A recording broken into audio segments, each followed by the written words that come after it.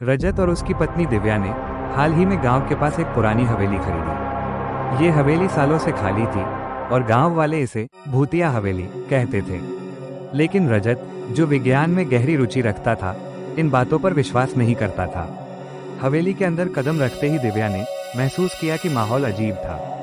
दीवारों पर जाले लटके हुए थे और खिड़कियों से आती ठंडी हवा पूरे शरीर में सिहरन पैदा कर रही थी। घर के बीचों बीच एक पुरानी लकड़ी की अलमारी थी जो बाहर से बंद थी। दिव्या ने इसे खोलने की कोशिश की, लेकिन यह नहीं खुली। रात में जब दोनों सो रहे थे तो आधी रात को अचानक दिव्या की आंख खुली। उसने देखा कि अलमारी से हल्की सी रोशनी झलक रही थी। उसने रजत को जगाया, लेकिन जब वे अलमारी के पास पहुंचे तो रोशनी गायब हो चुकी थी।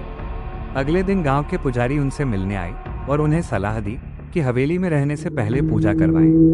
लेकिन रजत ने इसे हंसी में टाल दिया। दिव्या ने उस रात खिड़की के बाहर एक परछाई को देखा। जब उसने करीब जाकर देखा तो वहां कोई नहीं था, लेकिन उसे किसी के गहरी सांस लेने की आवाज सुनाई दी।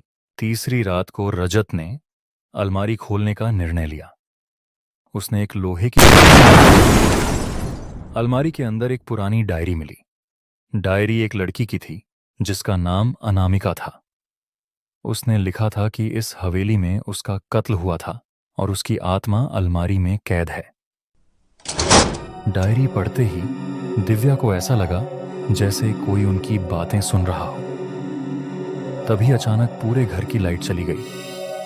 कमरे में अंधेरा छा गया और अलमारी अपने आप बंद हो गई। रात भर रजत और दिव्या को अजीब अजीब आवाजें सुनाई देती रहीं। कभी फर्श पर चलने की आवाज तो कभी किसी के रोने की। अगले दिन गांव के पुजारी ने बताया कि अनामिका का कत्ल करने वाला आदमी इसी घर का मालिक था और उसने उसे अलमारी में कैद कर दिया था। रजत और दिव्या ने फैसला किया कि वे यहाँ और नहीं रुकेंगे। लेकिन जैसे ही वे सामान पैक करने लगे, अलमारी अपने आप खुल गई। अनामिका की परछाई उनके सामने प्रकट हुई। उसने रोते हुए कहा, मुझे मुक्त करो।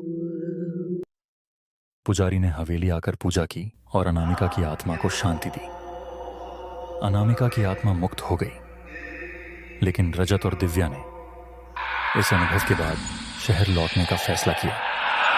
हवेली अब भी वहीं खड़ी है, लेकिन कोई उसमें रहने की हिम्मत नहीं करता। ये कहानी हमें बताती है कि हर जगह की अपनी एक कहानी होती है और हमें उसका सम्मान करना चाहिए।